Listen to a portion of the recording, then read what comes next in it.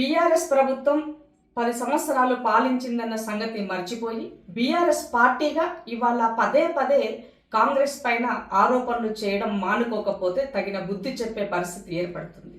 ఎందుకు ఈ మాట చెప్తుందంటే, తన గుమస్తా పత్రికలో పదే పదే విషయాన్ని చిమ్ముతూ నిరాధారమైనటువంటి వాటిని పదే పదే పత్రికల్లో ప్రచురిస్తున్న వాటి పట్ల నిన్న వాళ్ళ గుమస్తా పత్రికలో హెల్త్ డిపార్ట్మెంట్కి సంబంధించి మెడిసిన్స్ యొక్క కొనుగోలు కానీ మెడిసిన్ యొక్క ఎక్స్పైరీకి సంబంధించిన కానీ వివిధ విషయాల పట్ల అవకతవకలు జరిగినాయని మందుగోళ వాటాలకేలా అని చెప్పేసి 150 కోట్ల రూపాయలు కుంభకోణం జరిగిందని చెప్పేసి పత్రికల్లో వచ్చినటువంటి వార్త ఆధారంగా దీనిని పైన ఆధారాలతో సహా మేము ముందు కొన్ని విషయాలు ఉంచాలనుకుంటున్నాను.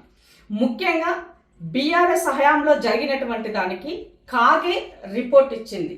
2018 నుంచి 2022 వరకు వాళ్ళ వద్ద జరిగినటువంటి అవకతవకల పట్ల మెడిసిన్కి జరిగినటువంటి ఎక్స్పైరీ డేట్ అయి ఉండొచ్చు, వాళ్ళు ఎక్సెస్గా పర్చేసింగ్ అయి ఉండొచ్చు, యూటిలైజేషన్ ప్రాపర్గా లేకపోయి ఉండొచ్చు.